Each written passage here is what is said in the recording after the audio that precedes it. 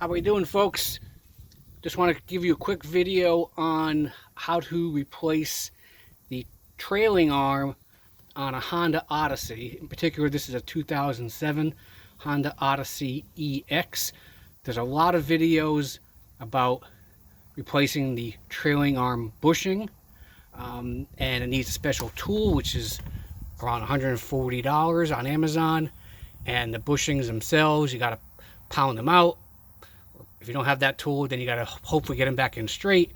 A lot of work, a lot of aggravation. From what I saw, you can buy the actual trailing arms, which come with the bushings already built in. I got these on rockauto.com for around $40 each, just over $40 plus the shipping. There's a left side and a right side. These are by Mevotech, came recommended to me by a friend of mine. They also sell or make the Moog brand, but these were on Rock Auto and 2-day shipping, and good thing. So I'm not a professional video person. I'm not a professional mechanic. I'm just getting some information out there because there's a lot of videos. I just want to go through the recap. You have to take the old trailing arm off. The hardest part was actually, in my opinion, getting the nuts off for the brake line. I don't want to have to open up the brake line and bleed out the system because I just recently bled my system. So penetrating oil, very helpful. Also want to recommend, I'll go through all the tools in a second.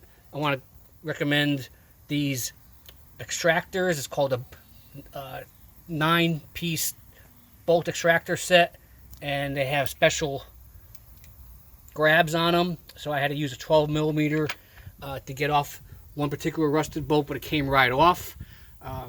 So I do recommend adding those to your toolbox if you don't have those. They're not necessary if your bolts do come off, but 5 out of the 6 came off and one was a lot of trouble. So I was definitely worth the $25 from Harbor Freight for that. The tools you will need: a jack, you will need jack stand, you will need rust penetrant, you will need, in my opinion, gloves. You also will need safety goggles, anti-seize. Love the stuff.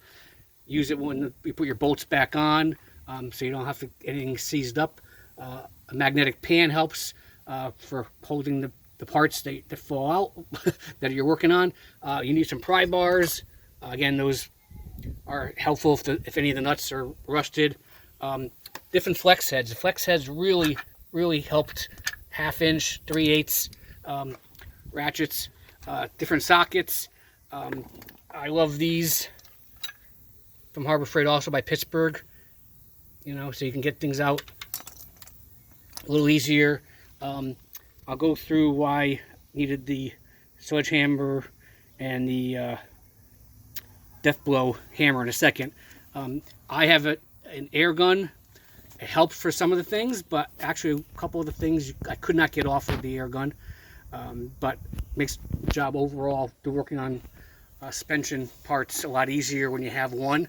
If you have an air gun, you want to have the impact sockets, also the universal flex for that, and maybe a couple extensions.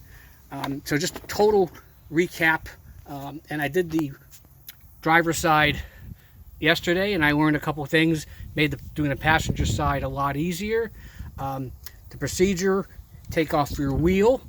I always like to put it underneath for extra support, just in case there's a problem. Don't need to touch the brakes at all. Okay, leave the rotor on. The Hondas have the always fun bolts there. Anyway, it does help. This is the procedure that I did on this side. Once I learned from the other side, this is the passenger side. So I took off the lower arm, took that 17mm bolt out. This falls down. Then want to take off the arm, the lower arm in the back. Okay, if your arms are in bad shape, I do recommend replacing them. It's a good time to do that. I did not have to touch the upper arm. The upper arm I replaced last year, and it's a pain to get out from underneath and put the cotter pin back on. So I will say that I was able to do this without taking that out. Here's the new arm, new trailing arm, and you can see underneath that's all bolted up. Those are 19 millimeter. Used my impact on that.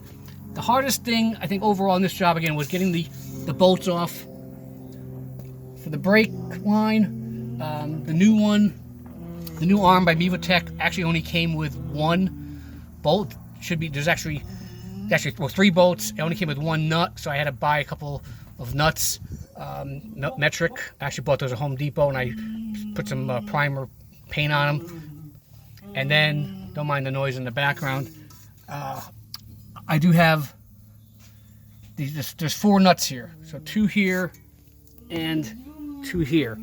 Just to let you know how to get these off, what I did was I tried a couple different things.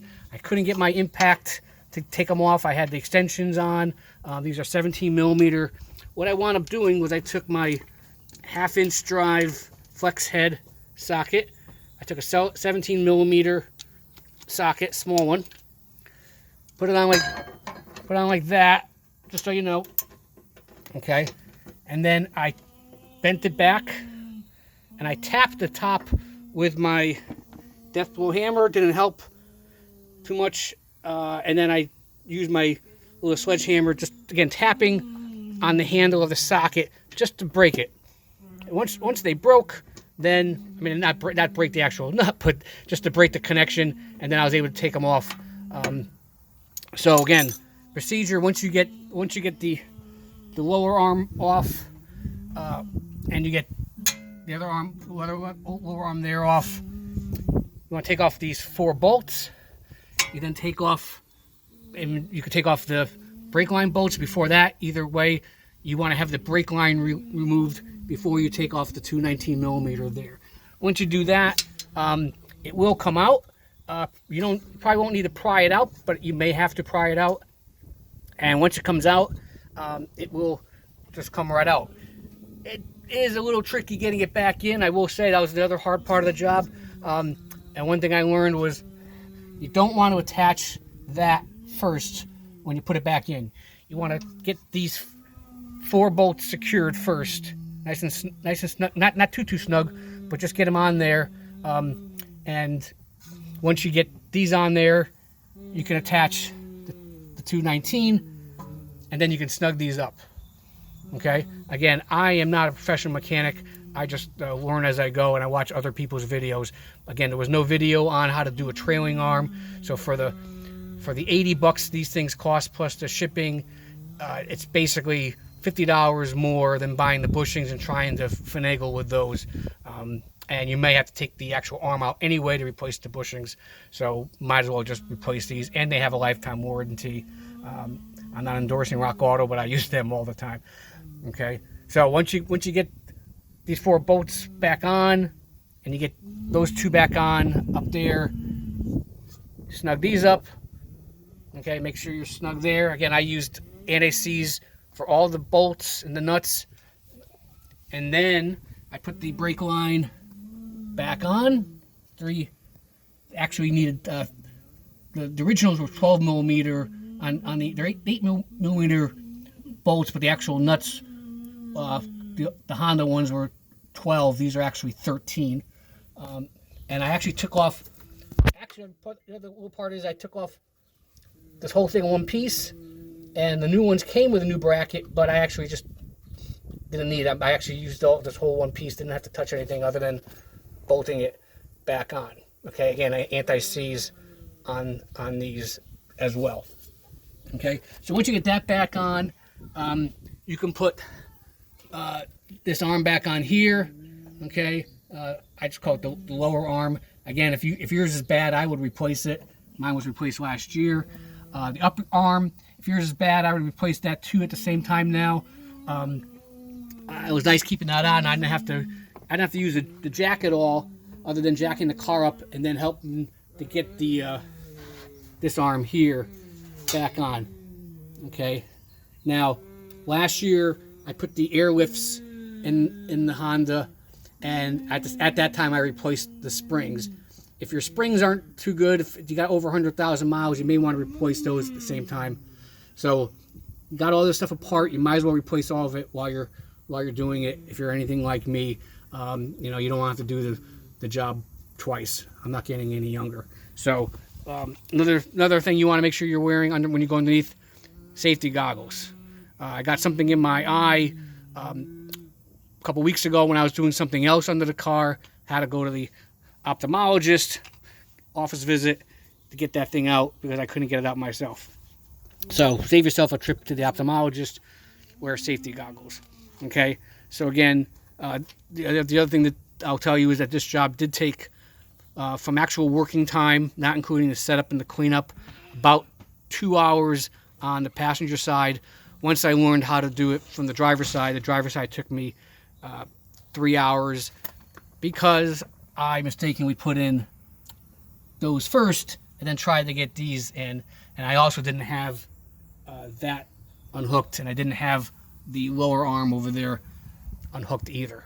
Again, so I saved myself an hour by just unhooking all that stuff. It also makes it a lot easier to get this thing, the arm, back on with those things disconnected like I mentioned. You don't have to touch the shock. You don't have to touch the brakes. You shouldn't have to touch this. But again, if you haven't replaced this, I totally recommend doing this at the same time. Okay? So spend the money now. Get it all done. This van has 125,000 miles. Hasn't been driven much in the past couple years. But, you know, this was the last suspension piece that I was waiting to do. I should have done it when I did everything else. But, you know, lesson learned. Okay? Good luck out there, everyone. Stay safe and be well. Thank you.